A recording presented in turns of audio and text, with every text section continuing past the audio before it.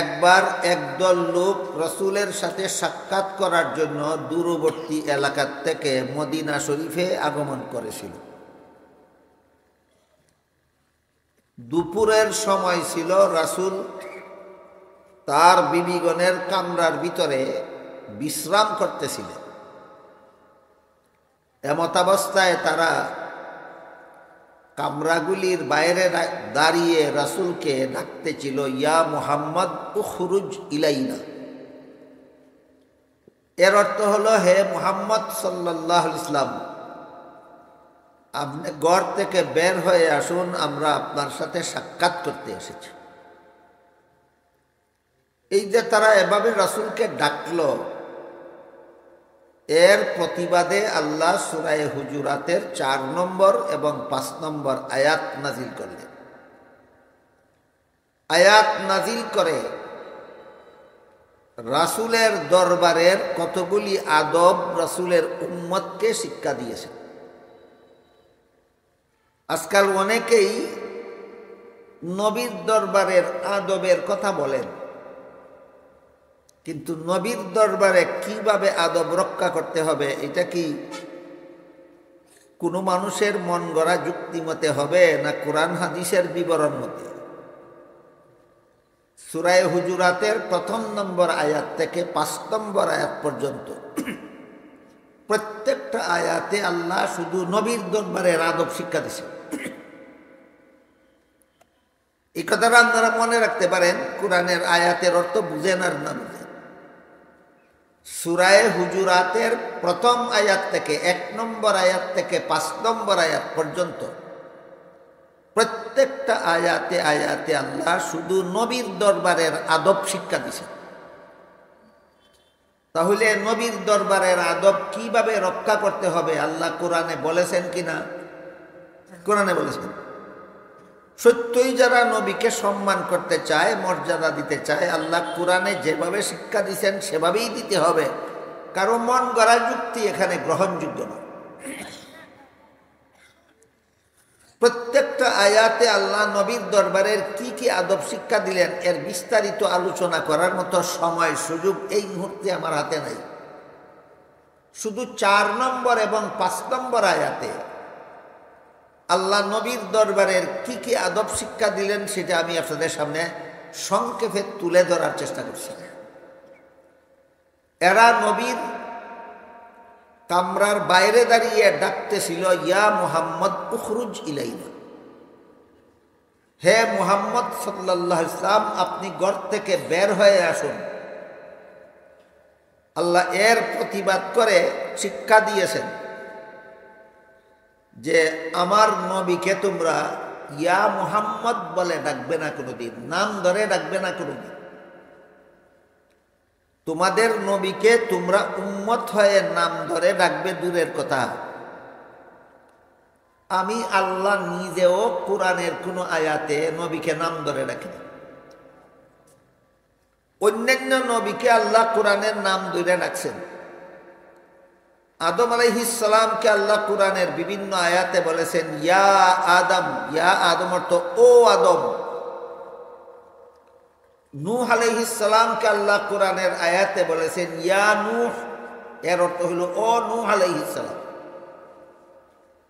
ইব্রাহিম আলাইহিস সালামকে আল্লাহ কোরআনের নাম ধরে ডাকছেন, বলছেন ইয়া ইব্রাহিম, ও ইব্রাহিম আলাইহিস সালাম। মুসা আলাইহিস সালামকে আল্লাহ কোরআনের আয়াতের নাম ধরে ডাকছেন, বলছেন ইয়া মুসা, ও মুসা আলাইহিস সালাম। ঈসা আলাইহিস সালামকে আল্লাহ কোরআনের আয়াতের নাম ধরে ডাকছেন, বলছেন ইয়া ঈসা, ও ঈসা আলাইহিস সালাম। কিন্তু আমাদের নবীকে কোরআনের কোন আয়াতে ইয়া মুহাম্মদ বলে ডাকেননি। অন্যান্য নবীকে আল্লাহ কোরআনের নাম ধরে ডাকছেন আর আমাদের নবীকে উপাধি ধরে ডাকছেন। নবী আমাদের নবীর উপাধি, রাসূল আমাদের নবীর উপাধি, মুজাম্মিল আমাদের নবীর উপাধি, মুদ্দাসসির আমাদের নবীর উপাধি। আল্লাহ ইয়া আইয়ুহান নবী বলে আমাদের নবীকে ডাকছেন। ইয়া মুহাম্মদ বলে ডাকেন না। ইয়া আইয়ুহার রাসূল বলে আমাদের নবীকে ডাকছেন, ইয়া মুহাম্মদ বলে ডাকেন না। ইয়া আইয়ুহাল মুজাম্মিল বলে ডাকছেন, ইয়া আইয়ুহাল মুদ্দাসসির বলে ডাকছেন, কিন্তু ইয়া মুহাম্মদ বলে আল্লাহ কোরআনের কোন আয়াতে আমাদের নবীকে ডাকেন। বুঝে থাকলে বলুন, আমাদের নবীকে আল্লাহ কোরআনের আয়াতগুলিতে নাম ধরে ডাকছেন না উপাধি দুইটা ডাকছেন? এর মাধ্যমে আল্লাহ বুঝাইছেন এই কথা, তোমাদের নবীর মর্যাদা আমি আল্লাহর দৃষ্টিতে এত বেশি যে আমি আল্লাহ নিজে অন্যান্য নবীকে নাম ধরে ডাকি, কিন্তু তোমাদের নবীকে আমি আল্লাহ নিজেও নাম ধরে ডাকি না। কাজেই যে নবীকে আল্লাহ নিজে নাম ধরে ডাকেন না, এই নবীকে নবীর উম্মতের পক্ষে নাম ধরে ডাকা বেয়াদবি, এইরকম বেয়াদবি আর কোনোদিন করবা না। সূরা হুজুরাতের 4 নম্বর এবং 5 নম্বর আয়াতে আল্লাহ নবীর দরবারে যত আদব শিক্ষা দিলেন, এর মধ্যে একটা আদব এটা শিক্ষা দিলেন যে এই নবীকে নবীর উম্মতের জন্য নাম ধরে ডাকা নিষেধ করে দিলেন। 2 নম্বর আদব শিক্ষা দিয়েছেন, আল্লাহ বলেন ইন্নাল্লাযীনা ইউনাদুনাকা মিন ওয়ারাইল হুজুরাত, হে রাসূল করিম সাল্লাল্লাহু আলাইহি ওয়াসাল্লাম, যে সমস্ত লোকেরা কামরার বাইরে দাঁড়াইয়া আপনাকে ডাকে ঘর থেকে বের হওয়ার জন্য, এদের বিবেক বিবেচনা নাই। বিবেক বিবেচনার প্রমাণ হইতো যদি এরা নবীকে ডাকাডাকি না কইরা ধৈর্যের সাথে দাঁড়াইয়া থাকত, যখন নবী নিজের ইচ্ছায় ঘর থেকে বের হন তখন যদি সাক্ষাৎ করত, তাইলে বিবেক বিবেচনার পরিচয় হতো। এখানে আল্লাহ নবীর দরবারের আরেকটা আদব শিক্ষা দিলেন, সেটা হলো নবীর সাক্ষাতের জন্য গেলে তোমরা নবীকে ডাকবে না, সাবধান, ধৈর্যের সাথে দাঁড়াইয়া থাকো। নবী যখন নিজের ইচ্ছায় ঘর থেকে বেরিবেন তখন নবীর সাথে সাক্ষাৎ করো। সাক্ষাতের জন্য গেলে নবীকে ডাকিয়া বাইর করা, এটা নবীর দরবারে বেয়াদবি হয়। নবীর দরবারে কি হয়? বেয়াদবি হয়। তাইলে আয়াতগুলিতে আল্লাহ পাক রব্বুল আলামিন নবীর উম্মতকে নবীর দরবারের আদব শিক্ষা দিয়েছেন কিনা? আদব শিক্ষা দিয়েছেন। 1 নম্বর আয়াতে যত আদব শিক্ষা দিয়েছেন এর মধ্যে একটা আদবের কথা বলি। এই সূরা হুজুরাতের 1ম আয়াতে আল্লাহ বলেন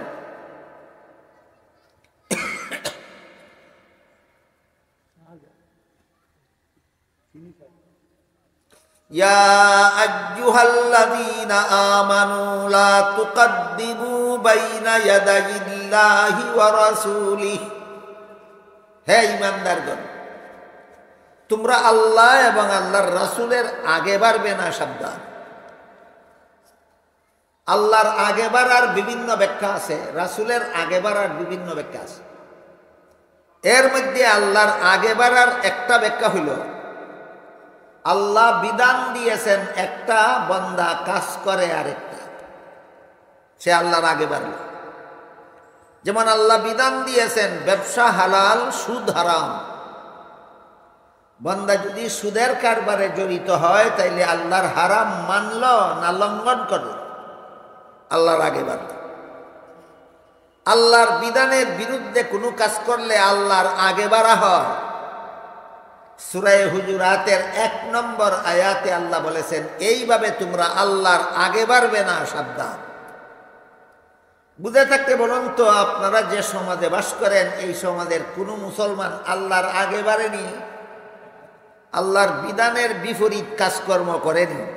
কার আগে বাড়ে? আল্লাহর আগে বাড়ে। যারা আল্লাহর আগে বাড়ে আল্লাহর সাথে বেয়াদবি করে, এরা নবীর দরবারের আদব কি বুঝবো? গুরার ডিম। নবী বড় না আল্লাহ বড়? আল্লাহর সাথে বেয়াদবি করছো, তুমি আল্লাহর আগে বাড়ছো, তুমি নবীর দরবারের আদব কি বুঝবা? এরপরে আল্লাহ বলেন রাসূলেরও আগে বাড়বে না, সাবধান। রাসূলের আগে বাড়ারও বিভিন্ন ব্যাখ্যা আছে। এর এক ব্যাখ্যা হইল, যে কাজের যে পদ্ধতি রাসূল শিক্ষা দিয়েছেন সেই কাজ সেই পদ্ধতি মতে করো। একটা কাজের নিয়ম রাসূল শিক্ষা দিয়েছেন একভাবে, আর তুমি করো আরেকভাবে, তুমি রাসূলের আগে বাড়ছো, রাসূলের সাথে বেয়াদবি করছো। যেমন একটা সহজ উদাহরণ, হাদিস শরীফে রাসূল খানাফিনার আদব শিক্ষা দিয়েছেন ডান হাতে খানাফিনা করা। বলুন তো, ডান হাতে খানাফিনা করা এটা রাসূলের শিক্ষা দেওয়া আদব কিনা? আদব। এটা লঙ্ঘন করে কেউ যদি বাম হাতে খানাফিনা করে, আদব রক্ষা করলো নবীর না নবীর সাথে বেয়াদবি করলো? এখন কার আগে বাড়লো? আল্লাহর আগে বাড়লো, রসুলের আগে বাড়লো। রসুলের শিক্ষা দিয়েছেন ডান হাতে খানাপিনা করো, সে বাম হাতে খানাপিনা করে। এখানে দুইটা বেয়াদবি হয়েছে রাসুলের সাথে। একটা হলো রাসুলের আদব রক্ষা করলো না, আর একটা হলো রাসুলের তরিকা পালন করলো না, রসুলের আগে বেড়ে গেল। অনুরূপভাবে যে কোনো ইবাদত বন্দেগীর নিয়ম পদ্ধতি রাসূল শিক্ষা দিয়েছেন। যেমন ধরেন, 5 বেলার নামাজের জামাতের জন্য আজানের নিয়ম রাসূল শিক্ষা দিয়েছেন, একামতের নিয়ম রাসূল শিক্ষা দিয়েছেন। জুমার নামাজের জামাতের জন্য রাসূল আজান শিক্ষা দিয়েছেন, একামত শিক্ষা দিয়েছেন। কিন্তু ঈদের নামাজ এবং জানাজার নামাজের জামাতের জন্য রাসূলের শিক্ষা দেওয়া নিয়মে আজানও নাই, একামত নাই। এখন যদি কেউ মন গড়া যুক্তি চালিয়ে দেয়, আজান আর একামত জামাতের সুবিধার জন্য দেওয়া হয়, সব মুসল্লিরা যেন জানতে পারে যে জামাত শুরু হইতেছে, কাজেই এই যুক্তি তো ঈদের নামাজের বেলায়ও খাটে, এই যুক্তি তো জানাজার নামাজের বেলায়ও খাটে। তাই কোনো ব্যক্তি যদি ঈদের নামাজের জামাতের জন্য আজান দেয়, একামত দেয়, কোনো ব্যক্তি যদি জানাজার নামাজের জামাতের জন্য আজান দেয়, একামত দেয়, তাহলে সে নবীর শিক্ষা দেওয়া পদ্ধতি মানল না লঙ্ঘন করল? এখন কার আগে বাড়লো? রাসূলের আগে বাড়লো। এখন কার আগে বাড়লো? রাসূলের আগে বাড়লো। অনুরূপভাবে জানাজার নামাজের ভিতরে মুনাজাত রাসূল শিক্ষা দিয়েছেন। জানাজার নামাজের সালাম ফিরাবার পর মুনাজাত রাসূল শিক্ষা দেন নাই। বুঝে থাকলে বলেন, রাসূলের শিক্ষা দেওয়া নিয়মে জানাজার নামাজের বেলায় মুনাজাত সালামের পরে না আগে? জানাজার মুনাজাত সালামের পরে না আগে? আগে। যদি সাবালক মুর্দা হয়, সাবালক মুর্দা, তাহলে জানাজার নামাজের মুনাজাত হইল আল্লাহুম্মা গফির লি হাজ্জিনা ওয়া মাজ্জিতিনা ওয়া শাহিদিনা ওয়া গায়িবিনা ওয়া সগীরিনা ওয়া কাবীরিনা ওয়া যাকারিনা ওয়া উনসানা আল্লাহুম্মা মান আহইয়াইতাহু মিন্না ফাআহইহি আলাল ইসলাম ওয়া মান তাওয়াফাইতাহু মিন্না ফাতাওয়াফাহু আলাল ঈমান বিরহমাতিকা ইয়া আরহামার রাহিমিন। এই মুনাজাত কোন নামাজের? সালামের পরে না আগে? এখন যদি কেউ জানাজার নামাজের সালাম ফিরানির পরে মুনাজাত করে, এ রসুলের আগে বাড়ে, নবীর দরবারের বেয়াদব। কথা বুঝেন কিনা দেখুন। তারপরে দেখেন, আজানের বেলায় রসুল দুরূদ শরীফ শিক্ষা দিয়েছেন। আজান শেষ করার পরে দুরূদ শরীফ পড়ো, আজানের দোয়া পড়ো। আজানের দোয়া হইল আল্লাহুম্মা রাব্বা হাযিহিদ দাওয়াতিত তাম্মাতি ওয়াস সালাতিল কাইমা আতি মুহাম্মাদানিল ওয়াসিলাতা ওয়াল ফাযিলা ওয়া বা'আসহু মাকামাম মাহমুদানিল্লাযী ওয়া'আতা ইন্নাকা লা তুখলিফুল মিআদ। দেখ কিসের দোয়া? আজানের দোয়া। পরে আজানের পরে না আগে? পরে। কেউ যদি আজানের আগে ফিরালায়, রসুলের আগে বাড়ল। আজানের দোয়া রসুল আজানের আগে শিখাইছেন না আজানের পরে? হে ফিরালায় আজানের আগে, রসুলের পিছে রইল না রসুলের আগে বাড়ল? নবীর দরবারের বেয়াদব। যেমন ভাবে আজানের দোয়া নবী শিক্ষা দিছেন আজানের পরে, ঠিক তেমনি ভাবে আজান উপলক্ষে দুরূদ শরীফ রাসূল শিক্ষা দিছেন আজানের পরে। আজানের পরে দুরূদ শরীফ পড়ো, দোয়া করো। হে দুরূদ পড়ে আল্লাহ আজানের আগে। রসুলের নিয়ম মানল না মন গড়া যুক্তি চালাইয়া দিল? কার আগে বাড়ল? নবীর আগে বাড়ল। হে নবীর দরবারের বেয়াদব। আমি কি আপনাদেরকে বুঝাইতে পারছি নবীর আগে বাড়ে কেমনে? নবীর তরিকার উল্টা কাজ করিয়া, নবীর তরিকার উল্টা কাজ করিয়া নবীর আগে বাড়ে। আল্লাহ পাক রব্বুল আলামিন সূরা হুজুরাতের 1 নম্বর আয়াতে বলে দিয়েছেন, সাবধান, আমার নবীর সাথে আদব রক্ষা করো, কোনো ব্যাপারে নবীর আগে বাড়তে পারবে না, সাবধান। এইভাবে যারা নবীর সাথে বেয়াদবি করে নবীর আগে বাড়ে, নবী শিখাইছেন একভাবে আর সে করে আরেকভাবে। তাফসীরের কিতাবে লেখা আছে, এরা মুখে কয় না, কাজের দ্বারা বুঝাইতে চায় যে এইসব বিষয় নবী জানেন না, এই জন্য তিনি বলেননি, আমি জানি এই জন্য আমি করি। কেউ যদি জানাজার নামাজের জমাতের লাগে আজান একামত দেয়, তাহলে হে বুঝাইতে চায় জানাজার আগে যে আজান একামত দরকারি, এটা নবী বুঝেন না, এই জন্য বলেন না, আমি বুঝি এই জন্য করি। এই জন্য তাফসীরের কিতাবে লেখা আছে, নবীর তরিকার বিপরীতে মন গড়া যুক্তিতে যারা কাজ করে, এদের মতো চরম বেয়াদব নবীর দরবারের আর কেউ নাই। বেদাতীরা হলো সমস্ত জগৎবাসীর মধ্যে নবীর দরবারের চরম বেয়াদব। যারা মন গড়া মতো ইবাদত করে, সওয়াবের কাজ করে, এটারই বেদাত কয়। আর এই বেদাতীরা হইল নবীর দরবারের সবচেয়ে বড় বেয়াদব।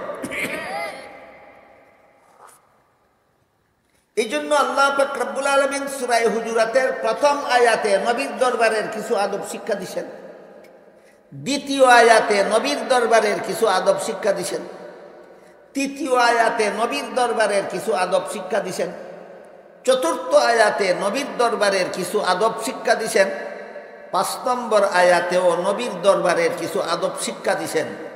বুঝে থাকলে বলুন, নবীর দরবারে কিভাবে আদব রক্ষা করতে হবে এগুলি আল্লাহ শিখাইছেন না? কোন সূরার কতগুলি আয়াতে? সূরা হুজুরাতের 1 নম্বর আয়াত থেকে 5 নম্বর আয়াতে আল্লাহ শুধু নবীর উম্মতকে নবীর দরবারের আদব শিক্ষা দিছেন, আদব শিক্ষা দিছেন। কোরআন পড়ে না, কোরআন শিখে না, কোরআন বুঝে না, কোরআন মতো আমল করে না, মন গড়া যুক্তি দিয়া কয় এটা নবীর দরবারের আদব। যা নবীর শিক্ষা দেওয়া আদব না, এটা তোমার মন গড়া আদব। 4 নম্বর এবং 5 নম্বর আয়াতে আল্লাহ নবীর উম্মতকে নবীর দরবারের 2টা আদব শিক্ষা দিয়েছে। একটা হইল নবীকে নাম ধরে ডাকা নিষেধ, ইয়া মুহাম্মদ বলা নিষেধ, ও মুহাম্মদ বলা নিষেধ। আমি আল্লাহ নিজেও কোরআনের কোন আয়াতে অন্য নবীরে নাম ধরে ডাকছি, তোমরা নবীরে নাম ধরে ডাকছি না। তোমরা নবীরে আমি আল্লাহ নিজেও এতটুকু মর্যাদা দেই, সম্মান করি। কাজেই আমি আল্লাহ নবীকে যেভাবে সম্মান করি এই পদ্ধতিটা তোমরা পরিবর্তন করো না। নবীরে কোনোদিন কোনো উম্মতে কোনোদিন ইয়া মুহাম্মদ কইয়া ডাকবে না, ও মুহাম্মদ কইয়া ডাকবে না, এটা নবীর দরবারের বেয়াদবি। আর একটা আদব শিক্ষা দিয়েছেন, নবীর সাথে সাক্ষাৎ করতে গেলে নবীরে ডাইক্কা বাইর করো না, ধৈর্যের সাথে দাঁড়াইয়া থাকো, নবী যখন নিজের ইচ্ছায় বের হবেন তখন সাক্ষাৎ করো। এই 2টা আদব শিক্ষা দিয়েছেন, 4 নম্বর এবং 5 নম্বর আয়াত। এই 2 আয়াতের ব্যাখ্যা প্রসঙ্গে রইসুল মুফাসসিরিন হযরত আব্দুল্লাহ ইবনে আব্বাস রাদিয়াল্লাহু তাআলা, ইনি হলেন এই উম্মতের সর্বশ্রেষ্ঠ মুফাসসিরে কোরআন, রাসূলের আপন চাচাতো ভাই। রাসূলের এক চাচার নাম ছিল হযরত আব্বাস রাদিয়াল্লাহু। আব্বাসের ছেলের নাম আব্দুল্লাহ, তাইলে আব্দুল্লাহ রাসূলের কি হলেন সম্পর্কে? আপন চাচাতো ভাই। হযরত আব্দুল্লাহ ইবনে আব্বাসের ছোটবেলায় একদিন রাসূল ইস্তেঞ্জা করতে গেছিলেন, পেশাব পায়খানা করতে গেছিলেন। এটার ইসলামী ভাষা হইল ইস্তেঞ্জা, আমরার আঞ্চলিক ভাষায় কয় পেশাব পায়খানা, আর আধুনিক ভাষায় কয় টয়লেটিং। ইসলামী ভাষাটা সব থেকে সুবিধা না। ইস্তেঞ্জা করতে গেলে এর মধ্যে অনেক আদব রক্ষা হয়। ইস্তেঞ্জা শব্দের মধ্যে যে আদব রক্ষা হয় আর কোনো শব্দের মধ্যে সেই আদব রক্ষা হয় না। পেশাব একটা নিকৃষ্ট জিনিস, পায়খানা একটা নিকৃষ্ট জিনিস। পেটের মধ্যে জমলে শরীর শান্তি থাকে না, বাইর কিরা ভালো এরকম লাগে। এই দুইটা জিনিসের নাম হইল পেশাব আর পায়খানা।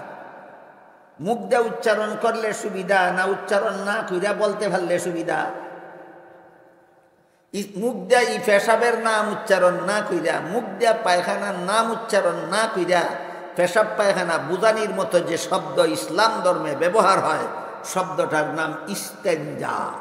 শব্দটার নাম ইস্তেঞ্জা। আমার কথা বুঝে থাকে বলুন, টয়লেটিং শব্দটা বেশি সুবিধাজনক, পেশাব পায়খানা শব্দটা বেশি সুবিধাজনক না ইস্তেঞ্জা শব্দটা বেশি সুবিধাজনক? ইস্তেঞ্জা। এই জন্য আমরা ইসলামী পরিভাষা ব্যবহার করব। আমরা টয়লেটিং বলবো না, আমরা পেশাব পায়খানা বলবো না, আমরা বলবো ইস্তেঞ্জা করতে যাই, আমার ইস্তেঞ্জার দরকার, ইস্তেঞ্জার ব্যবস্থা আছে কিনা। আব্দুল্লাহ ইবনে আব্বাসের ছোটবেলায় রাসূল ইস্তেঞ্জা করতে গেছিলেন। ইবনে আব্বাস এটা বুঝতে পারিয়া রাসূলের ইস্তেঞ্জায় ব্যবহার করার জন্য পানির ব্যবস্থা করে দিয়েছেন। রাসূলের যখন পানির দরকার হইল, দেখলেন পানি রেডি, পানি তৈয়ার। রাসূল জিজ্ঞাসা করলেন লোকদেরকে, আমার ইস্তেঞ্জার পানিটা কেটায় তৈরি করে রাখলো? লোকেরা বলল, আপনার চাচাতো ভাই শিশু ছেলে ইবনে আব্বাসে রাখছে। রাসূল খুশি হইয়া আল্লাহর কাছে দোয়া করলেন, বললেন, আল্লাহ আমার চাচাতো ভাই ইবনে আব্বাসরে আপনি কোরআনের জ্ঞান দান করুন। রাসূলের এই একদিনের দুয়ার বরকতে আল্লাহ ইবনে আব্বাসকে এই উম্মতের সর্বশ্রেষ্ঠ মুফাসসিরে কোরআন বানাইছে। রাসূলের একদিনের দুয়ায় উম্মতের মধ্যে শ্রেষ্ঠ মুফাসসিরে কোরআন হয়েছেন ইবনে আব্বাস। আর রাসূলের দোয়াটা পাইছেন সামান্য একটু খেদমতের দ্বারা, দোয়াটা পাইছেন সামান্য একটু খেদমতের দ্বারা। এই ইবনে আব্বাসের মতো এত বড় মুফাসসিরে কোরআন অতীতে ও দুনিয়াতে জন্ম হয়নি কোনোদিন। ভবিষ্যতে কিয়ামত পর্যন্ত ইবনে আব্বাসের মতো এত বড় মুফাসসিরে কোরআন দুনিয়াতে জন্ম হবে না কোনোদিন। বুঝে থাকলে বলুন তো, ইবনে আব্বাস এই উম্মতের সবচেয়ে বড় মুফাসসিরে কোরআন কিনা? সবচেয়ে বড় মুফাসসিরে কোরআন। তিনি বলেন, এই আয়াতগুলিতে আল্লাহ নবীর উম্মতকে যেভাবে নবীকে সম্মান করার হুকুম দিয়েছেন, উম্মতের আলেমগণকেও হুবহু নবীর মতোই সম্মান করতে হবে। ইবনে আব্বাস এই 4 নম্বর আর 5 নম্বর আয়াতের ব্যাখ্যা প্রসঙ্গে বলেছেন, সূরা হুজুরাতের 4 নম্বর আয়াতের ব্যাখ্যা আর 5 নম্বর আয়াতের ব্যাখ্যা করতে গিয়া নবীর চাচা ইবনে আব্বাস বলেন, আয়াতগুলিতে আল্লাহ নবীকে যেভাবে সম্মান করার হুকুম দিয়েছেন, আলিমগণকেও হুবহু সেইভাবেই নবীর মতোই সম্মান করতে হবে। ইবনে আব্বাস আলিমগণকে কার মতো সম্মান করতে হবে বলেছেন? নবীর মতো। এখানে আমাদের 3টা জিনিস জরুরি ভিত্তিতে বোঝা দরকার। 1 নম্বর, আলিম তো নবী না, তাইলে আমি আলিমকে নবীর মতো সম্মান করব কেন? ইবনে আব্বাস এই হুকুম কেন দিলেন? 2 নম্বর কথা হলো, আলিমকে ইবনে আব্বাসের কথা মতো নবীর মতো সম্মান করলে আমি কি ফলাফল পাব? 3 নম্বর কথা হলো, আলিমকে সম্মান না করিয়া আলিমের সাথে বেয়াদবি করলে আমার কি ক্ষতিটা হবে? আজকে আপনাদেরকে কয়েক মিনিটে এই 3টা প্রশ্নের জবাব আপনাদের সামনে তুলে ধরার চেষ্টা করব। 1 নম্বর প্রশ্ন হইল, ইবনে আব্বাস কেন বললেন আলিমকে নবীর মতোই সম্মান করতে হবে? আপনারা কি মনে করেন এটা কোনো অযৌক্তিক কথা? হাকিমুল উম্মত হযরত আল্লামা আশরাফ আলী থানভী রাহমাতুল্লাহি আলাইহি আল মাসালিহুল আকলিয়া নামক কিতাবে লিখেছেন, ইসলামে এমন কোনো বিধান নাই যার পক্ষে চূড়ান্ত কোনো যুক্তি নাই। ইসলামের সমস্ত বিধিবিধান চূড়ান্ত যুক্তিসম্মত। একটা বিধানও যুক্তি ছাড়া ইসলামে নাই, সব বিধান যুক্তিসম্মত।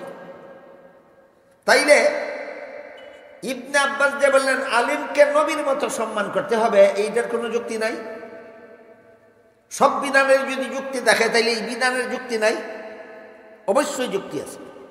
আমরা একটু বোঝার চেষ্টা করি যুক্তিটা কি। যুক্তিটা আপনাদেরকে বোঝাবার জন্য আমি খুব সহজ একটা উদাহরণ দিই। একটা বাচ্চা তার মায়ের গর্ভে থাকা অবস্থায় তার বাবা মারা গেল। জন্ম হইয়া এতিম হইল না মায়ের পেটে এতিম হইল? মায়ের পেটে এতিম হইল। এই এতিম বাচ্চা জন্ম হওয়ার পরে যেহেতু তার বাবা নাই, এই জন্য তার চাচা তাকে লালন পালন করলো, লেখাপড়া শিখাইয়া মানুষ বানাইল। সন্তান জন্ম হইলে তারে লালন পালন করিয়া লেখাপড়া শিখাইয়া মানুষ বানানোর দায়িত্বটা আসলে কার? বাবার। বাবা না থাকার কারণে বাবার কাজটা কে কইরা দিল? চাচাই কইরা দিল। এখন যদি কোনো মুরব্বী ওই ছেলেটারে কয় যে তুমি তোমার চাচাকেই বাবার মতো সম্মান করবে, কারে কার মতো? চাচারে বাপের মতো সম্মান করতো কেন? কোন যুক্তিতে? চাচাই বাপের কাম করে দিছে। কোন যুক্তিতে? চাচাই বাপের কাম করে দিছে। এই কারণে তোমার বাপ না থাকার কারণে তোমার চাচাই দেখে যেহেতু তোমার বাবার কাজ করে দিছে, কাজেই বাবা না থাকার কারণে তোমার চাচাকেই তুমি বাবার মতো সম্মান করবে। এটাই চূড়ান্ত যুক্তিসম্মত কথা। ঠিক তেমনি ভাবে দুনিয়ার সমস্ত মানুষকে জাহান্নাম থেকে বাঁচার পথ দেখাবার দায়িত্ব পালন করতেন নবীগণ। এটা নবীগণের দায়িত্ব ছিল। দুনিয়াবাসী মানুষকে জাহান্নাম থেকে বাঁচার পথ দেখাও, এটা ছিল নবীগণের দায়িত্ব। কিন্তু আমাদের নবী শেষ নবী হওয়ার কারণে এই নবীর পরে কিয়ামত পর্যন্ত আল্লাহ আর কাউকে কোনোদিন নবী বানাবেন না। এটা জানেন তো আপনারা? এই নবীর পরে আল্লাহ কিয়ামত পর্যন্ত আর কাউকে কোনোদিন নবী বানাবেন না। কাজেই শেষ নবী দুনিয়ার থেকে বিদায় হওয়ার পরে যারা দুনিয়াতে আসবে এদের জাহান্নাম থেকে বাঁচার দরকার নেই। তো জাহান্নাম থেকে বাঁচার পথ দেখানেওয়ালা তো নাই, তোমরা পথ দেখাইব কে? হাদিস শরীফে রাসূল বলেন ওয়া ইন্নাল উলামা ওয়ারাসাতুল আম্বিয়া, আলিমগণ নবীগণের দায়িত্ব পালন করে। এখানে কার দায়িত্ব কে পালন করে? নবীর দায়িত্ব আলিমে পালন করে। এখানে কার দায়িত্ব কে পালন করে? নবীর দায়িত্ব আলিমে পালন করে। এই জন্য ইবনে আব্বাস বলেন আলিমকেই নবীর মতো সম্মান করতে হবে। যুক্তি খাটছেনি না খাটে না? চাচা বাপ না থাকার কারণে বাপের কাম চাচাই করে দিল। এই কারণে যদি চাচারা বাপের মতো সম্মান করতে হয়, না চাচাই বাপ হইয়া যায়, না বাপের মতো সম্মান করতে হয়। ঠিক তেমনি ভাবে যে দুনিয়াতে নবী নাই, এই দুনিয়ার মানুষকে জাহান্নাম থেকে বাঁচার পথ দেখাবার দায়িত্ব নবীগণের পক্ষ থেকে আলিমগণ পালন করবেন। আলিমগণ নবীগণের দায়িত্ব পালন করেন। এই জন্য ইবনে আব্বাস বলেন আলিমকে হুবহু নবীর মতোই সম্মান করতে হবে। গেল এক প্রশ্নের জবাব। ইবনে আব্বাস কেন বললেন আলিমকে নবীর মতো সম্মান করতে হবে? বুঝে থাকলে বলুন অযৌক্তিকভাবে না যুক্তিসম্মতভাবে? যুক্তিসম্মতভাবে।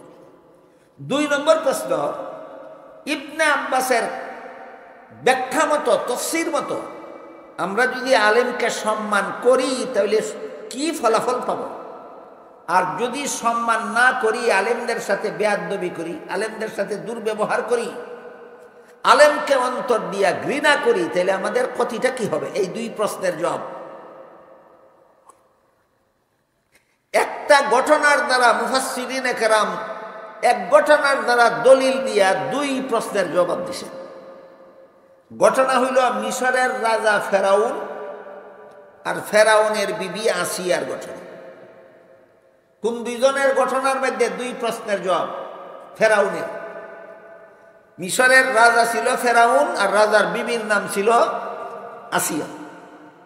এই রাজা আর রাজার বিবি আসিয়ার 2 জনের একটা ঘটনা আছে, লম্বা ঘটনা। আমি অত লম্বা ঘটনা কইতাম না, একটা অংশ কইতাম। এই রাজা এবং রানী 2 জনের একটা ঘটনার অংশকে ইস্তেদলাল করে দলিল বানাইয়া মুফাসসিরিনে কেরাম লিখেছেন যে ইবনে আব্বাসের কথা মতো এই উম্মত আলিমগণকে নবীগণের মতো সম্মান করলে পুরস্কারটা কি হবে, আর আলিমগণের সাথে দুর্ব্যবহার করলে ক্ষতিটা কি হবে। রাজা ফেরাউন আর রানীর ঘটনা হইল হযরত মুসা আলাইহিস সালামের জন্মের আগেই মুসা আলাইহিস সালাম যে বংশে জন্ম হয়েছিলেন ওই বংশের নাম ছিল বনি ইসরাইল। যারা সবসময় কোরআন তেলাওয়াতের অভ্যাস রাখেন আপনারা পাইবেন কোরআনে অনেক আয়াতের মধ্যে বনি ইসরাইল বনি ইসরাইল বনি ইসরাইল, এমনকি একটা সূরার নাম পর্যন্ত আছে সূরায়ে বনি ইসরাইল। এই বনি ইসরাইল একটা বংশের নাম, মুসা নবী ওই বংশের নবী ছিলেন। তো ফেরাউন বনি ইসরাইলের বংশে কোনো ছেলে জন্ম হইলে হত্যা করার হুকুম জারি করে রাখছিল আগের থেকে। আর আল্লাহ পাক রব্বুল আলামিন মুসা আলাইহিস সালামকে এই বনি ইসরাইলের বংশে জন্ম দিয়ে পাঠাইলেন। ফেরাউন বেতনভোগী কর্মচারী সারা দেশে জল্লাদ বাহিনী মোতায়েন করে রাখছে। বনি ইসরাইলের বংশে কোনো ছেলে সন্তান জন্ম হইলেই জল্লাদ বাহিনী মায়ের কুল থেকে কাইরা নিয়ে মায়ের চোখের সামনে কাটটা টুকরা টুকরা করে ফেলাই দেয়। এমত অবস্থায় মুসা আলাইহিস সালামের মায়ের গর্ভে যখন মুসা আলাইহিস সালাম আসলেন, মুসা আলাইহিস সালামের মায়ের গর্ভের সন্তান ছেলে না মেয়ে এটা তো জানা নাই, কিন্তু যদি ছেলে হয় তাইলে ফেরাউনের জল্লাদ বাহিনী মায়ের কুল থেকে এই ছেলে সন্তানটারে কাইরা নিয়ে তার চোখের সামনে ফেরাউনের জল্লাদ বাহিনী কাটটা টুকরা টুকরা করে ফেলবে।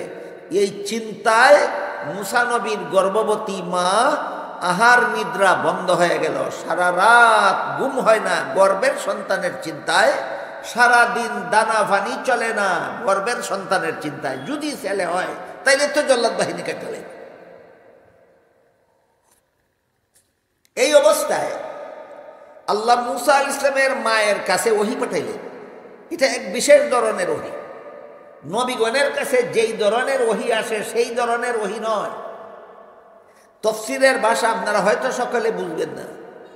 নবীগণের কাছে যে ওহী আসে এটাকে পারিভাষিক ওহী বলা হয়, আর মুসা আলাইহিস সালামের মায়ের কাছে যে ওহী আল্লাহ পাঠাইলেন এটাকে আবিধানিক ওহী বলা হয়।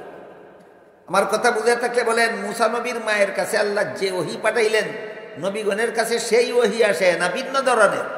ভিন্ন ধরনের নবীগণের ওহীর আলোচনা আজকে মুলতবি রইল। মুসা আলাইহিস সালামের মায়ের কাছে আল্লাহ ওহী পাঠাইয়া বলে দিলেন, তোমার গর্ভের সন্তান ছেলে হইলে ফেরাউনের জল্লাদ বাহিনী তোমার কুল থেকে কাইরা নিয়ে তোমার চোখের সামনে কাটটা টুকরা টুকরা করে ফেলাইবে। এই চিন্তায় তোমার দানা পানি বন্ধ, সারা রাতের ঘুম বন্ধ। আমি বলে দিলাম তোমার ঘরে আমি ছেলেই দিছি, এখন আর কোনো চিন্তা নাই। যদি ছেলে হয় তাইলে চিন্তা আছিল, এখন তো ছেলে ওই কোনো সন্দেহ নাই। আল্লাহ বলে দিলেন এখন আর কোনো চিন্তা নাই না। আগের চিন্তা আছিল সম্ভাবনা রূপে, আর এখনের চিন্তা নিশ্চিত। এখনের চিন্তা নিশ্চিত। কিন্তু সাথে সাথে আল্লাহ মুসা নবীর মাকে বলে দিলেন, তবে এই ছেলে জন্ম হইলে পরে তুমি দুইটা কাজ করবে আর আমি আল্লাহ দুইটা কাজ করব। তুমি একটা বাক্সের মধ্যে শিশু ছেলেকে ঢুকাইয়া নীল নদে ভাসাইয়া দিবে, এটা তোমার কাজ। আর আমি দুইটা কাজ করব। এই তোমার শিশু ছেলে বহনকারী বাক্সটা যেন পানিতে ডুবে না সেই ব্যবস্থা আমি আল্লাহ করব, এবং ছেলেটা নিরাপদে যেন আবার তোমার কুলে ফিরে আসে সেই ব্যবস্থাটা আমি আল্লাহ করব। আল্লাহর হুকুম মতো মুসা নবীর মাতাই করলেন। শিশু মুসা যখন জন্ম হইলেন, মা একটা বাক্সর মধ্যে ঢুকাইয়া আল্লাহর নামে নীল নদে ভাসাইয়া দিলেন। নদীর পানিরে আল্লাহ হুকুম করলেন, বাক্সটা ডুবাইস না, ভাসাইয়া নিয়ে ফেরাউনের গাঁটো লাগা।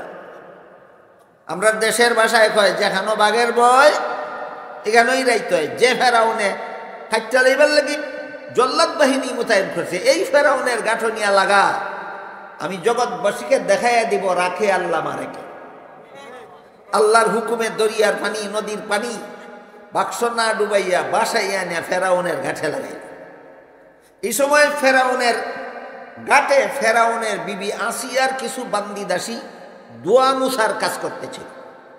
একটা বাক্স ফাইন্যা বাসাইয়া না লাগাইছে দেখিয়া এরা বাক্সটা উঠাইয়া নদীর পারেই বাক্সটা খুলতে চাইল। এমত অবস্থায় এই সমস্ত বান্দি দাসীদের মধ্যে একটা বান্দির মাথায় আল্লাহ একটা বুদ্ধি জাগাই দিল। বুদ্ধিটা হইল, আমরা ফেরাউনের বিবির বান্দি দাসী, নদীর ঘাটে একটা বাক্স পাইছি, এখানে যদি খুলি খুললে যদি এটার ভিতরে টাকা পয়সা সোনা রূপা ধন সম্পদ পাই, এরপরে যদি রানীর কাছে লইয়া যাই, আমরা চুরি না করলেও রাজবাড়ির মানুষে কইব নদীর ঘাট সোনা রূপার বাক্স খুলছস, না জানি কি পরিমাণ বান্দির দলে চুরি করছস। খামখাত চুরি না কইরে চুর হব কেন? গাটে খুলবই না, রানীর সামনে নিয়ে বাক্স খুলবো, যেন ধন সম্পদ পাইলে আমরা চুরি করছি এই কথা কেউ বলার সুযোগ না পায়। কত চমৎকার বুদ্ধি আল্লাহ বান্দির মাথায় জাগাইয়া দিলে। তাইলে মানুষের মাথায় সুবুদ্ধি জাগাইয়া দেওয়ার মালিক হইলেন আল্লাহ। আর যারা হেদায়েতের কথা বুঝার পরেও হেদায়েত গ্রহণ করতে রাজি হয় না, তাদেরকে আল্লাহ এই সুবুদ্ধির থেকে বঞ্চিত করে রাখেন। এদের মাথায় আল্লাহ কোনোদিন সুবুদ্ধি জাগাইয়া দেন না। আল্লাহর বিধিবিধান শুনলে পরে, বুঝলে পরে, আল্লাহর হেদায়েতের কথা জানলে পরে যারা গ্রহণ করতে চায়, আল্লাহ তাদের মাথায় শুভ বুদ্ধি জাগাইয়া দেয়।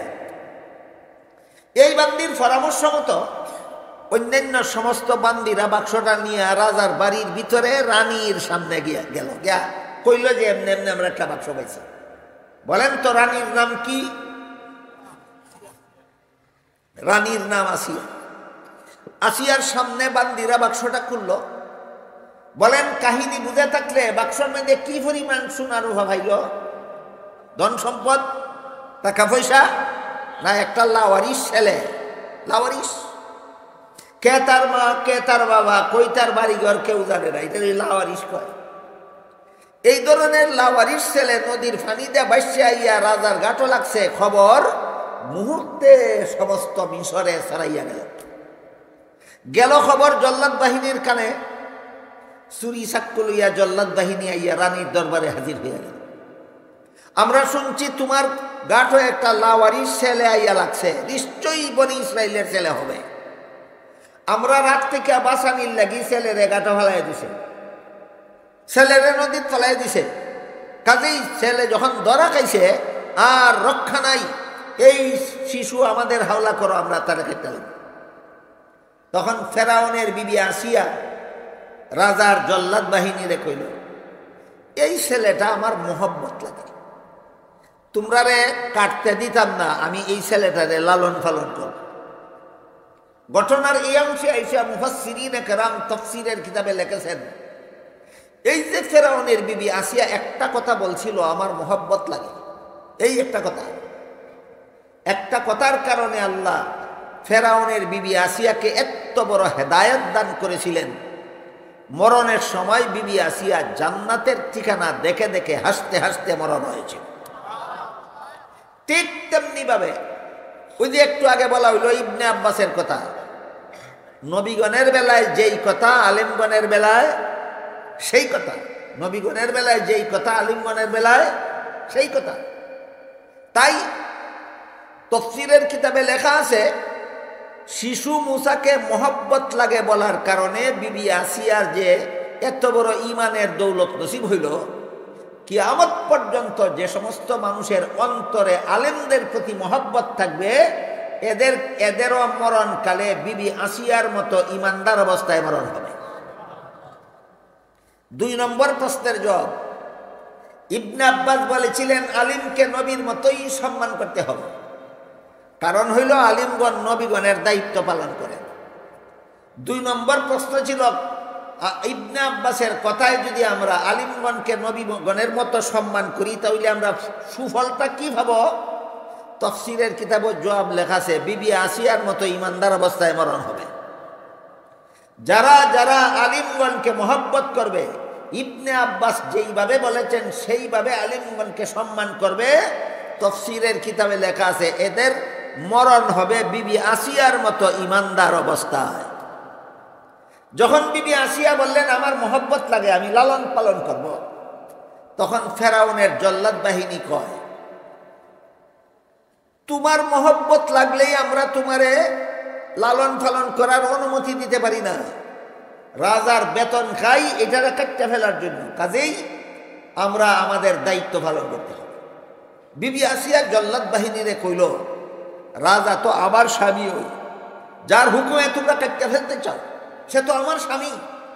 আমার স্বামী যদি আমারে অনুমতি দিয়া দেয় এই ছেলে লালন পালন করার, তাইলে তো তোমরার মাইরা ভালাইবার কোনো অধিকার থাকবে না।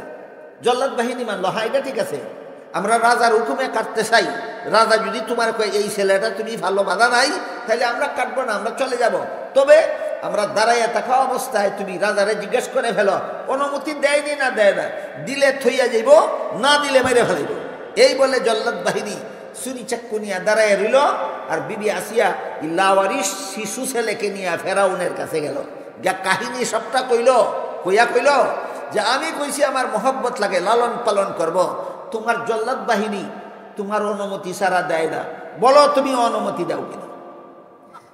এই কথা বলার সাথে সাথে ফেরাউনে কয়, এই আসিয়া শুন, তোর মহব্বত লাগতে পারে, আমার মহব্বত লাগে না। তাফসীরের কিতাবে লেখা আছে এই একটা কথা যে বলছিল আমার মহব্বত লাগে না, এই জন্য মরণ পর্যন্ত ফেরাউনের ঈমান নসিব হয়নি।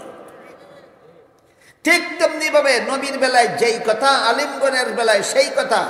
যার অন্তরে আলিমদের প্রতি মহব্বত নাই, তাফসীরের কিতাবে লেখা আছে ফেরাউনের মতো বেঈমান অবস্থায় মরণ হবে। 3 প্রশ্নের জবাব হয়েছে নি। 1 নম্বর প্রশ্ন ছিল, ইবনে আব্বাস বলেন আলিমকে নবীর মতো সম্মান করতে হবে, কারণ কি তারা নবীগণের কাজ করেন। 2 নম্বর প্রশ্ন ছিল মহব্বত করলে ফলাফল কি পাবো, বিবি আসিয়ার মতো ইমানদার অবস্থায় মরণ হবে। 3 নম্বর প্রশ্ন ছিল আলেমদের প্রতি অন্তরে ঘৃণা রাখলে ক্ষতিটা কি হবে, জবাব হইল ফেরাউনের মতো বেঈমান অবস্থায় মরণ হবে। যখন ফেরাউনে কইল যে তোর মহব্বত লাগে আমার মহব্বত লাগে না, জবাবের দ্বারা কি বোঝা গেল, অনুমতি দিত না। যখন দেখা গেল এর ভঙ্গিবালা না, আল্লাহর সাথে সাথে ফেরাউনের মাথায় একটা বুদ্ধি জাগাইয়া দিছে। আগে দিছিলেন বান্দির মাথায় বুদ্ধি জাগাইয়া, এখন দিছেন ফেরাউনের মাথায় বুদ্ধি জাগাইয়া। ফেরাউনের নাজাতের জন্য নয়, মূসা নবীর নাজাতের জন্য। ফেরাউনের মাথায় আল্লাহ এই সময় যে বুদ্ধিটা জাগাইয়া দিলেন, এটা হইল স্বামী স্ত্রী মিলে মিশে সুখের সংসার গড়তে হইলে স্বামীর জীবনের সকল কাজই স্ত্রীর পছন্দ নাও হতে পারে, স্ত্রীর জীবনের সকল কাজই স্বামীর পছন্দ নাও হইতে পারে। 1-2টা খুঁটিনাটি বিষয় পছন্দ না হইলেও তুমি মাইনা লাও সুখের সংসার গড়তে চাইলে। এটাই দাম্পত্য জীবনের একটা মূলনীতি। স্বামী সারা জীবন ওই বাজার থেকে বিবির পছন্দের কাপড় কিনে দেয়, একদিন একটা কাপড় কিনে আনছে বিবির পছন্দ হয়েছে না, যদি কয় আজকের কাপড়টা আমার পছন্দ হয়েছে না ফেরত দাও, তা স্বামীর মনে কিছুটা দুঃখ লাগবো নি, লাগবো। আর যদি কয় এই কাপড়টা খুব সুন্দর, আসলে সুন্দর লাগে না, কিন্তু কয় কাপড়টা খুব সুন্দর হয়েছে, তাহলে দুঃখ লাগবো না, সংসারে সুখ আরো বাড়বো, সুখ আরো বাড়বো। এরকম খুঁটিনাটি 1-2টা বিষয় একজনেরটা আরেকজনের পছন্দ না হইলেও মাইনা লাও, যদি সুখের সংসার করতে চাও। এই বুদ্ধিটা যখন আল্লাহ ফেরাউনের মাথায় জাগাইয়া দিলেন, তখন ফেরাউনে কইল ঠিক আছে আসিয়া, আমার মহব্বত লাগে না এটা ঠিক, তবে তোমার যেহেতু মহব্বত লাগে এই জন্য তোমারে আমি লালন পালন করার অনুমতি দিয়া দিলাম। একদিক দিয়া ফেরাউন মহব্বত লাগে না কইয়া বেঈমান মরণের ব্যবস্থা করলো, অপর দিক দিয়া বিবি আসিয়ারে লালন পালনের অনুমতি দিয়া মূসা নবীকে আল্লাহ পাক রব্বুল আলামিন রক্ষা করলেন। আল্লাহ মূসা নবীরে রক্ষা করলেন এই বুদ্ধি ফেরাউনের মাথায় জাগাইয়া দিয়া। তাহলে এক দেশের রাজার নাম ফেরাউন, রানীর নাম আসিয়া। রাজা মূসা নবীকে মহব্বত লাগে না কইয়া বেঈমান হইয়া মরল, রানী শিশু মূসাকে মহব্বত লাগে কইয়া ইমানদার হইয়া মরল। আমি ঘটনা বুঝে থাকলে আপনাদের জিজ্ঞেস করতে চাই, রাজার নাম ফেরাউন, রানীর নাম আসিয়া। আপনারা রাজার মতো মরণ চান না রানীর মতো মরণ চান? তাফসীরের কিতাবে লেখা আছে কিয়ামত পর্যন্ত দুনিয়ার যে কোনো মানুষ রানীর মতো মরতে চাও, অন্তরে আলিমগণের মহব্বত স্থান দাও। কথা বুঝে আসছে কিনা? আলিমরে অন্তর দিয়ে মহব্বত করলে কিভাবে নাজাত পাওয়া যাবে হাসরের মাঠে। এবার একটা ঘটনা কই আপনাদের। হাদিস শরীফে রাসূল করিম সাল্লাল্লাহু আলাইহি ওয়াসাল্লাম বলেন, হাসরের মাঠে যখন সারা দুনিয়ার সমস্ত মানুষ জীবিত হয়ে দাঁড়াবে, আল্লাহ তখন আলিমগণকে বলবেন, আলিমরা তোমরা জগতের অন্য সব মানুষ থেকে আলাদা হয়ে আলাদা কাতারে দাঁড়াও। আল্লাহর হুকুমে আলিমগণ যখন আলাদা কাতারে দাঁড়াবেন, তখন আল্লাহ আলিমগণকে বলবেন, হে আলিমরা, আমি আল্লাহ তোমাদেরকে দুনিয়াতে আলিম বানাইছিলাম জাহান্নামের আগুন দিয়া জ্বালাবার জন্য নয়, তোমরা জান্নাতে চলে যাও। এখানে একটা প্রশ্ন আছে, আমি অন্য বছর আপনাদেরকে কইছি, আজকে অন্য প্রসঙ্গে আইছে, সংক্ষেপে কই। আলিম হইলেই জান্নাতে যাবে, আল্লাহর রাসূল হাদিস শরীফে বলছেন। এই যদি হয় আলিমদের সুসংবাদ, তাহলে আলিমরা নামাজ না পড়লেই অসুবিধা কি? আলেমরা সুদ খাইলে অসুবিধা কি? আলেমরা ঘুষ খাইলে অসুবিধা কি? আলেমরা দুর্নীতি করলে অসুবিধা কি? এই প্রশ্নের জবাবে মুফাসসিরিনে কেরাম লিখেছেন, আলিম দুই প্রকার। এক প্রকার হইল সমাজের দৃষ্টিতে আলেম, আর এক প্রকার হইল আল্লাহর দৃষ্টিতে আলিম। সমাজে আলিম কারে কয়? যিনি কোরআন হাদিসের এলিম শিখছেন তারই সমাজে আলেম কয়। আল্লাহ এলিম শিখলেই আলেম বলে না, এলিম শিকার পরে এলিম মতো জীবন যাপন করলে আল্লাহ আলিম বলে। বুঝে থাকলে বলেন, সমাজের দৃষ্টিতে আলিম আর আল্লাহর দৃষ্টিতে আলিম বেশ কম আসেনি। এই জন্যই সমস্ত কওমি মাদ্রাসাগুলিতে কিতাবের পড়া না শিখলে ছাত্রদেরকে যেভাবে শাসন করা হয়, কিতাব মতো আমল না করলেও সেভাবেই শাসন করা হয়। আমল না করলে শাসন করা হয় কেন? সমাজের দৃষ্টিতে আলেম বানাবার জন্য না আল্লাহর দৃষ্টিতে আলেম বানাবার জন্য? এই ব্যবস্থা বর্তমান কওমি মাদ্রাসার বৈশিষ্ট্য। আমার জানা মতো কওমি মাদ্রাসার বাইরে আর কোথাও কিতাব মতো আমল না করলে কোনো শাসনের ব্যবস্থা নাই। তাহলে ওইখানে সমাজের দৃষ্টিতে আলেম তৈরি হতে পারে, আল্লাহর দৃষ্টিতে আলেম তৈরি হওয়ার ব্যবস্থা নাই। কথা বুঝে থাকলে বলেন, আল্লাহর দৃষ্টিতে আলেম তৈরি হওয়ার ব্যবস্থা আছে কোন শিক্ষা প্রতিষ্ঠানে? কওমি মাদ্রাসায়। কাজেই আল্লাহর দৃষ্টিতে যারা আলেম হবে এরা তো বেনামাজি হতেই পারে না। আল্লাহর দৃষ্টিতে যারা আলেম হবে তারা তো সুদকুর ঘুষখোর হতেই পারে না। এই সমস্ত আলিমদেরকে আল্লাহ হাসরের মাঠে বলবেন, তোমরা জান্নাতে যাও। হাদিস শরীফে আল্লাহ রাসূল আরো বলবেন, আল্লাহর হুকুমে আলিমগণ যখন জান্নাতে যাবেন, তখন আলিমগণের জান্নাতে যাওয়ার পথের পাশে কিছু গুনাহগার মুসলমান দাঁড়াইয়া থাকবে। এক একজন গুনাহগার মুসলমান এক একজন আলিমকে পিছন থেকে ডেকে ডেকে বলবে, হুজুর, কেউ বলবে আমি দুনিয়াতে আপনাকে এক গ্লাস পানি পান করেছিলাম। বলুন, একজন সাধারণ মুসলমান একজন আলিমরে এক গ্লাস পানি পান করায় দুশ্মনীর কারণে না মহব্বতের কারণে? কয়শো টাকা লাগে এক গ্লাস পানি পান করাইতে? একজন মানুষের কয়শো টাকা লাগে? এক টাকাও না। এখান থেকে একবার মূল্যবান শিক্ষা নেওয়া দরকার। আলিমকে মহব্বত করতে টাকা পয়সা লাগে না, এমন একটা অন্তর লাগে যে অন্তরে বুঝে যে এরা নবীগণের কাজ করে। এই কথাটা বুঝার মতো একটা অন্তর লাগে, টাকা পয়সা লাগে না। এই কথাটা যারা বুঝে না এরা ওই কয়, আমি একজন আলিম, আমারে তোমরা সবার দাওয়াত ওয়াজ করতাম, 1 লাখ টাকা দিও, 1 ঘন্টা ওয়াজ করবো, আমারে মহব্বত করার পরিচয় দিও। যারা 1 লাখ টাকা দাবি করে, 50,000 টাকা দাবি করে মহব্বতের পরিচয়ের দুহাই দিয়া, সত্যই এটা মহব্বতের পরিচয় না পকেট গরম করার ব্যবস্থা? এই সমস্ত মোল্লারা দিনদার মোল্লা না, এরা দুনিয়াদার মোল্লা। মোল্লা নিজেই দুনিয়াদার। এই মোল্লার ওয়াজ না সাধারণ মানুষ হইব কি পরিমাণ দিনদার, এই জিনিসটা বোঝা দরকার। আলিমরে মহব্বত করতে টাকা পয়সা লাগে না, আলিমরে মহব্বত করতে ধন সম্পদ লাগে না, আলিমরে মহব্বত করতে এমন একটা অন্তর লাগে যে অন্তরে বুঝবে যে এরা নবীগণের কাজ করেন। এইটুকুই যথেষ্ট। তো হাসরের মাঠে আল্লাহ রসুল বলেন, একজন গুনাহগার মুসলমান একজন আলিমরে ডেকে কইব, আমি আপনার 1 গ্লাস পানি পান করেছিলাম, দুশ্মনীর কারণে না মহব্বতের কারণে? আল্লাহ রসুল বলেন, আরেকজন গুনাহগার মুসলমান আরেকজন আলিমরে জান্নাতে যাওয়ার পথে পিছন থেকে দেখে বলবে, আমি আপনাকে 1 বদনা উজুর পানির ব্যবস্থা করে দিয়েছিলাম। বলেন, পুকুর থেকে 1 বদনা উজুর পানি না মসজিদের সামনে ইমাম সাহেবের হাতে দিতে কয়শো টাকা লাগে? 1 পয়সাও লাগে না, কিন্তু একটা অন্তর লাগে।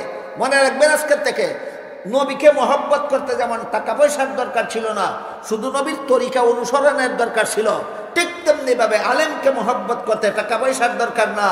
নবীরা আলেম, আলেমরা নবীগণের কাজ করে, এই কথাটা বোঝার দরকার। এইভাবে যে যা করেছিল বলবে, তারপরে বলবে, কিন্তু আজকে আমাদের গুনার কারণে আল্লাহ আমাদেরকে জাহান্নামে যাওয়ার হুকুম দিয়ে দিয়েছেন। আল্লাহ রসুল বলেন, এই কথা শুনে আলিমগঞ্জে যার যার জান্নাতে যাইতেছিলেন নিজেদের জান্নাতে যাওয়া বিরতি দিয়ে দাঁড়াইয়া যাবেন। দাঁড়াইয়া আল্লাহকে বলবেন, আল্লাহ এই লোকটা ঠিকই কইছে, আমারে মহব্বত করতো, এই জন্য আমাকে এক গ্লাস পানি পান করাইছিল।